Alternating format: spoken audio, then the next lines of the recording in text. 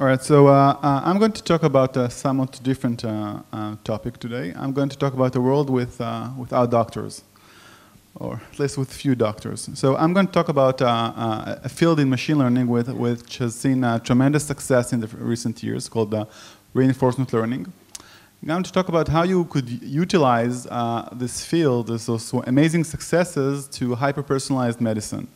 And by hyper-personalized medicine, I mean mostly treatment of acute, long-term procedures. So it's not ER, it's diabetes, oncological treatment, something which is much more long-term.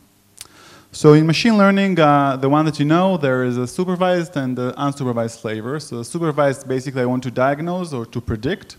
So here in this, I have points which are blue and points which are red. I want to be able to say, this is blue, this is red, and if I can do that, so this is one disease, this is another disease, I'm happy. So it's really a diagnosis problem. In unsupervised learning, I want to find something interesting. So this is a caricature of clustering. I want to say that here is a cluster of users, here's another cluster of patients, and tell me something I don't know. So those are two flavors of machine learning we all know and like. But when you think about treatment of diseases, long-term treatment, it's really about temporal aspects. So for example, whenever you make a decision of what kind of treatment, of treatment to give the patient, it's going to have long-term effect. It's going to take time for the treatment to simmer, and basically your decision now is going to affect your decision in the future. So whenever you make a decision now, it's going to limit what you can do down the road. So that leads to a whole different mathematics, a whole different notion of what should you do.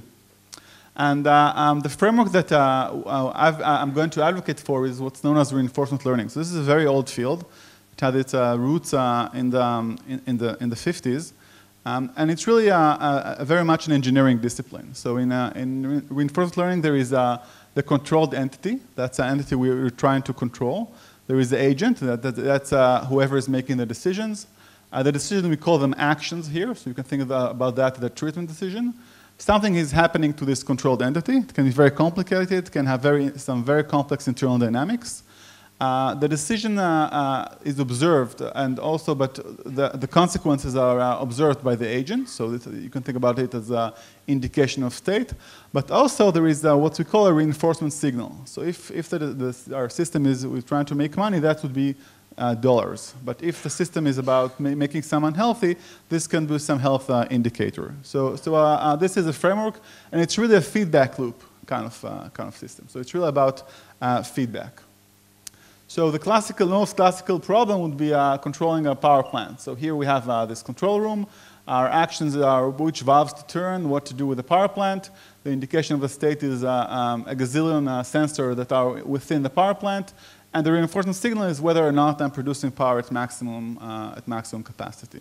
So this would be a very simple RL problem, maybe to define, but still it's going to be complex, potentially complex to solve. And this is perhaps another application of reinforcement learning, which has seen great success. And this is the game of Go. Those are TPUs. Those are processors that are used to essentially solve the game of Go. The state here is essentially the black and white pieces that are on the board. The reinforcement signal is whether I win or lose. And the actions is all legal actions in Go, all allowed actions.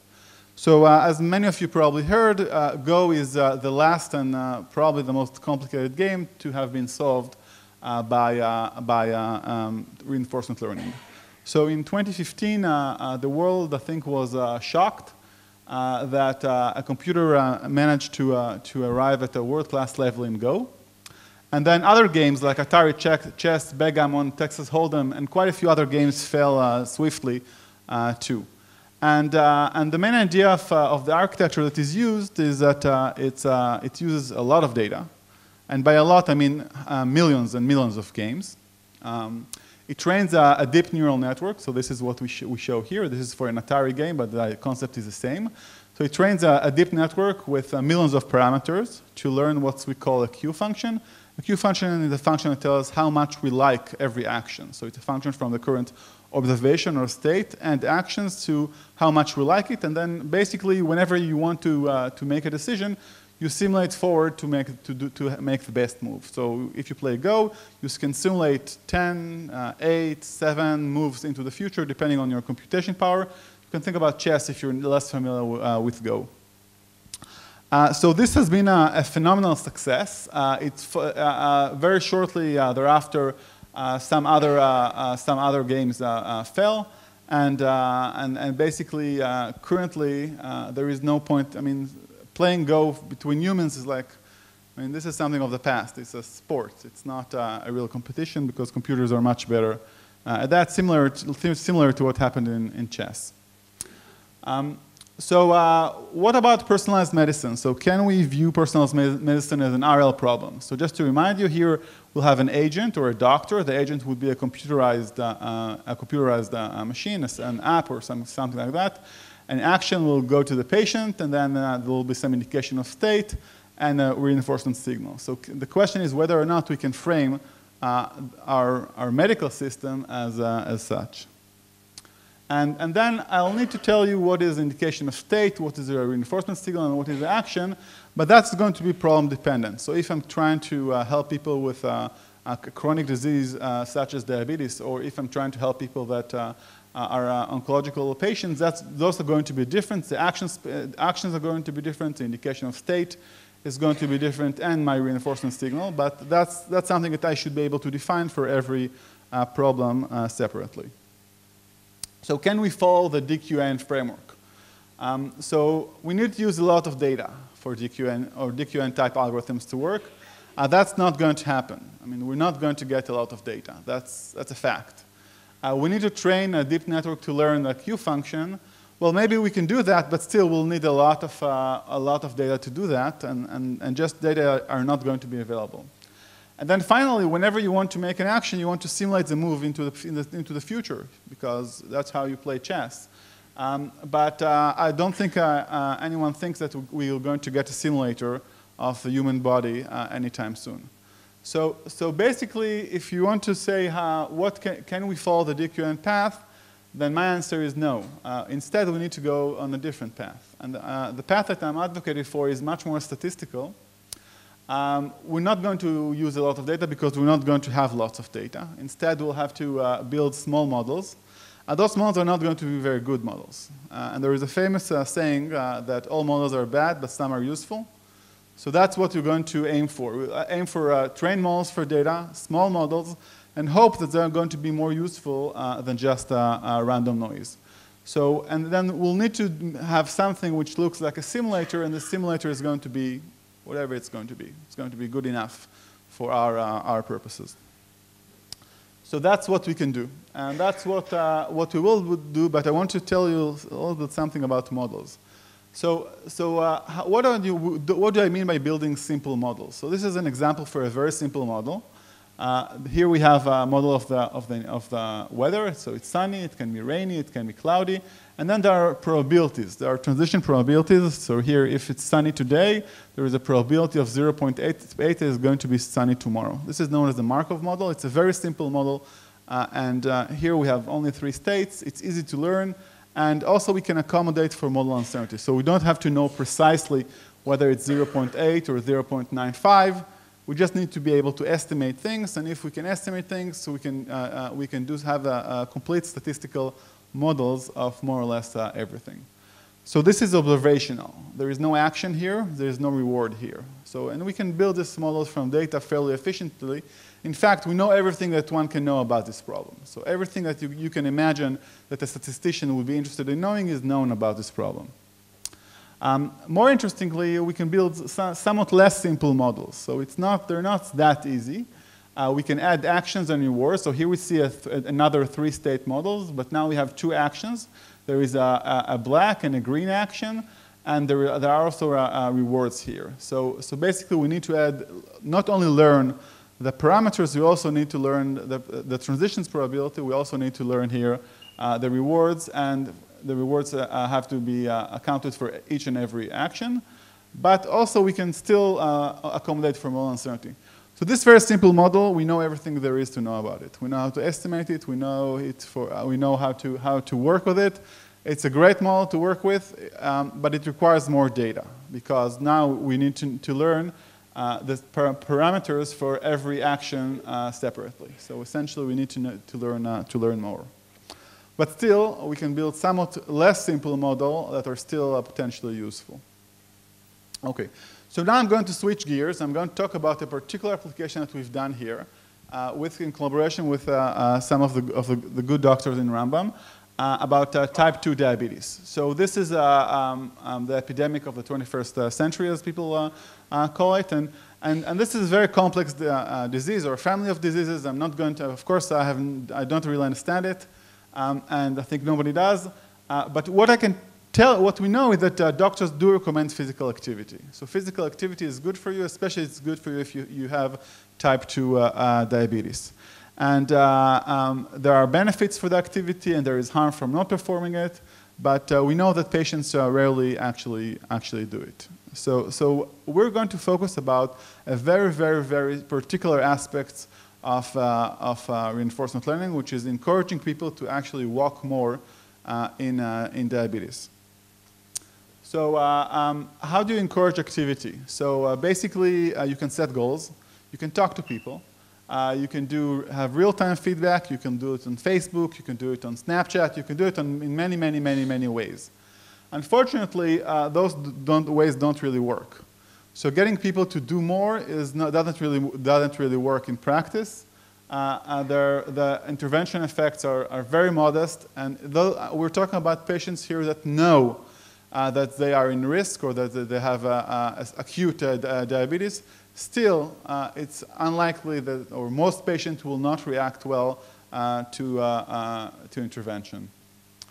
And then, of course, you can do it with a smartphone. You can do it with a Fitbit. As you guys probably know, Fitbit is something that people, how many here in the crowd own a Fitbit? How many own it and use it?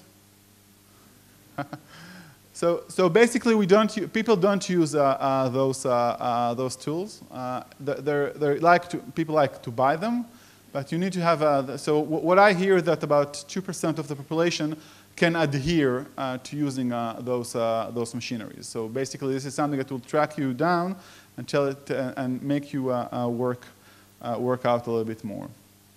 So and that's an example for a response and in one of the previous applications. So somebody tells you consider walking while you talk, and then the prescription is to walk 3,900 steps. So this is a prescription that you can get every day, and the question is if that's going to be useful for anything, and the answer by and large is that no, this is not useful.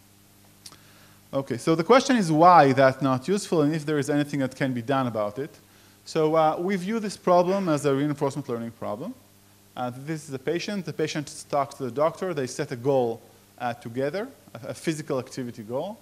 And then the patient on the cell phone, there is a collection on the cloud. This collection collects all the data. We use our RL techniques. RL is short for reinforcement learning through a feedback model. And then basically we text the patients once in a while. Okay, so this seems pretty simple. So this is our agent here is going to be somewhere in the cloud. This agent works in collaboration with a doctor in setting the goals. This is the RL framework. Our action is a text message. And basically, this is it.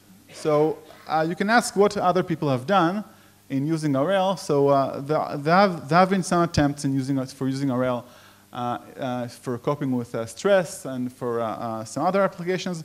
By and large, this is the first large-scale, I think, or relatively not too small-scale application. Okay, so this is our solution, and let me explain a few insights there. There are some of them are interesting, I think. So there were some design choices that we've made. So first, we are using cell phones exclusively, using Android cell phones because people in Israel like Android more than iPhone, I guess. Here are some statistics, some hard statistics about physical activity devices. We use text because it's simple and that you don't need to use an app. And we try to advocate for long walks because of clinical significance, but also because of battery life. So this is, those are some design choices that we made. And let's look at the messages a little bit. So here's a message that you need to exercise to reach your activity goal. Please remember to exercise tomorrow. So this doesn't sound too good, right? It's kind of like you didn't do very well today. And here is another message. You have performed X% of your weekly goal. Your exercise level is in accordance with your plan. Keep up the good work. So this is kind of positive feedback, right? And then there is you have performed X% of your weekly goal. You're exercising more than the average person in your group. Keep up the good work. So this is comparing you to other people. So this is just text. This is message. It doesn't even have to be correct. Okay, the message just have to be there. So we see here negative feedback, positive feedback relative to self, and positive feedback relative to others. By the way, we also tried sending message to one's spouse. This has been a disaster. Now you can ask, what are the control policies that you can use? So the simplest control policy, this is the one that originally doctors thought would be a good idea, was to send weekly reminders. So basically every week you get a report. The report tells you what you've done, what you should have done, and that's it. This does not work. The initial policy that we have was based on some insights from a psychologist. And then the learned policy is something that we call linear with interaction. It's a very special form of a reinforcement learning solution that I'll explain later. But I want to go a little bit on the initial policy, which is based on insights from psychology. So we actually sat in the room with a psychologist and endocrinologist, and there was a very long discussion about how we should do things. So for example, with 20% of the time, we should not give good feedback.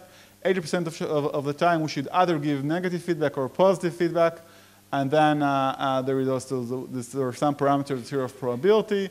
And then whether if we give positive feedback, then half of the time positive social and positive self.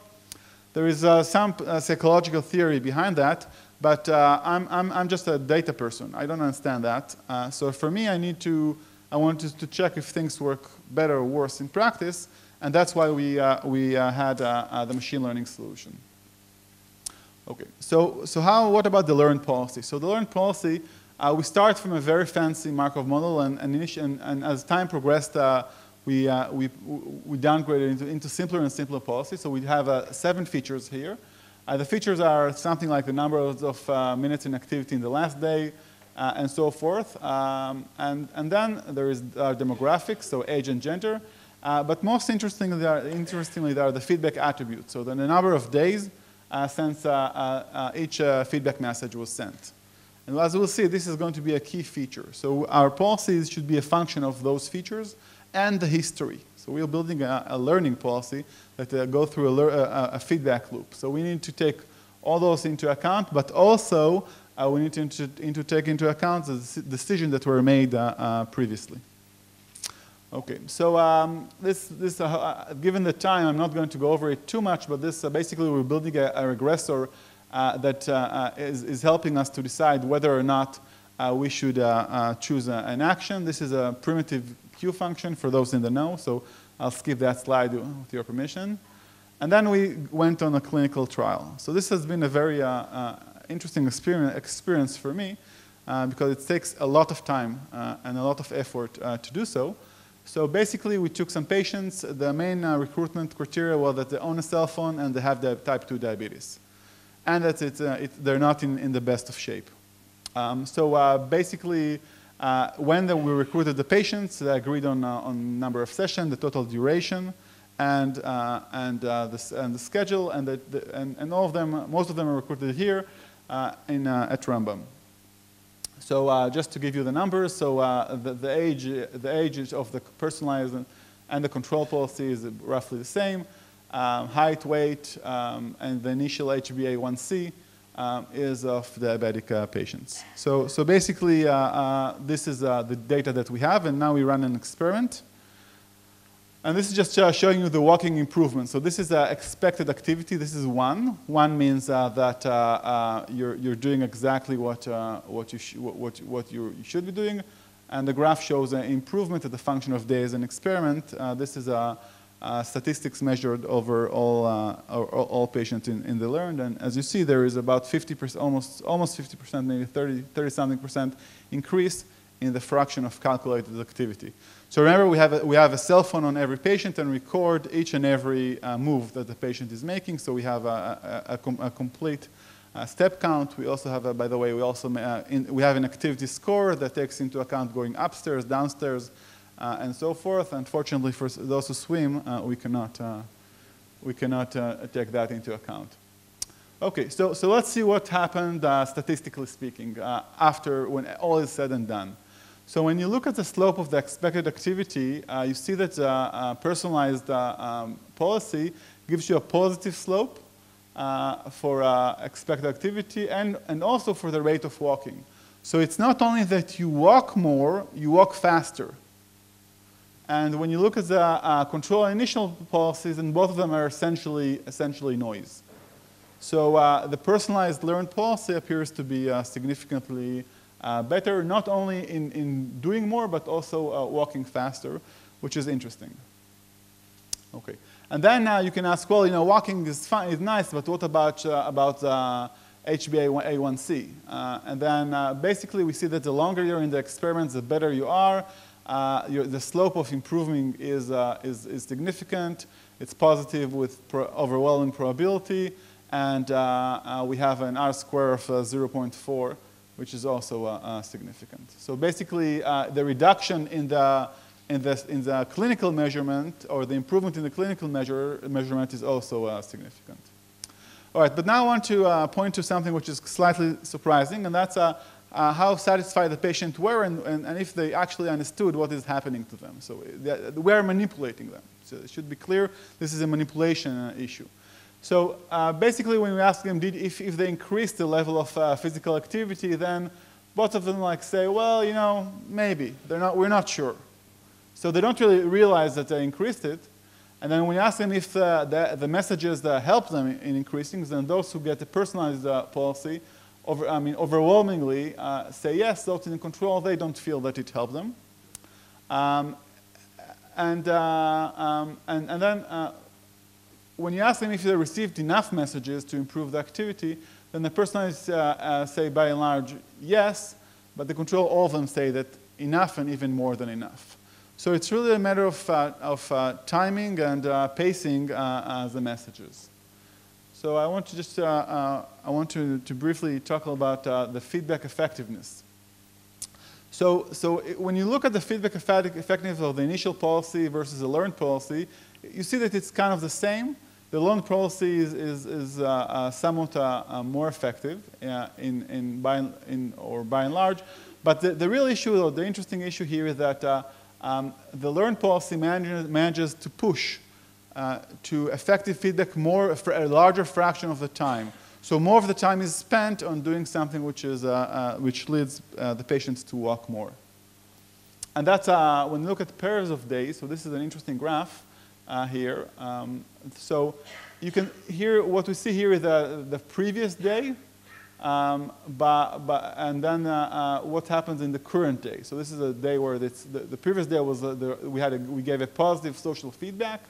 And then the current day, we're giving either no feedback, negative feedback, positive self, or positive social. So basically, it tries to measure what is the cumulative effect of what is the memory of the patient. And we see that if you send the same message every day, it doesn't really help you. So if you look at here, it's this point, that point, that point, and that point, sending the same message twice in 2 consecutive days does not help you very much. And then what we did find out that the classifier managed to effectively manipulate the patient in such a way that the sequence was effective. Okay, so I'll skip that slide, and then I want to briefly talk about this slide. So we clustered the patients, and we tried to give psychological profiles to them. So what we see here that they have 3 clusters. This was done in a meaningful statistical way. And we see that some of the patients, they just like positive feedback. So those are the guys, they like to be said that they're good. Some patients, they just don't want no feedback. So don't talk to them. You're not going to help them in any way. And for some patients, those are the purple ones, well, they want positive positive social feedback, but not positive self. So what we observe here, there is something that we call latent context. So patients have types. Those types are not easily discerned in advance. If we had them in advance, we could have done a much better job. Okay, and that's just showing you the learned policy over time, how the parameters converge or nearly converge, and then how our R-square, the improvement in the HbA1c improves. I'll skip the insights, and I want to just to summarize. I have 2 summaries. So the first of these is of the clinical trial. So basically, we know that people don't want to exercise, they don't want to do physical activity. What we showed is that essentially you can manipulate them to do so effectively. We believe this is relevant to other patient groups, so obese, oncological, but also, and perhaps importantly, to other populations, perhaps to mental health and other populations where physical activity can be important. Also, by the way, social activity can probably fall into that. But so on a larger scale, if you want to conclude, I want to say that we need to build dynamical models. Those models have to be contextual. As we saw in the last slide with the bars, there is a latent context, a hidden context about the type of the patient that can be used. For me, everything has to be data-driven. My lesson from the exercise that if something is not validated by data, it's probably false. You need to handle a lot of uncertainty. There are theoretical questions that I think this crowd may not be the right one for it, from a machine learning perspective. They're very interesting, very challenging too. But last and not least, I want to say something about my view of the problem, and that's what I call democratization of healthcare. So currently, you go to a doctor, you see the doctor once every few months, most likely, if you are diabetic and you're not in acute situation. You don't see the doctors quite often. I believe that this technology and other technologies, sensing and highly personalized medicine, will transform the way this is done. And the responsibility will go on the shoulders of the patient. The patient will have to take care of himself more than even than he does now, with the help of applications such as this. So with these optimistic thoughts, I will conclude. Thank you.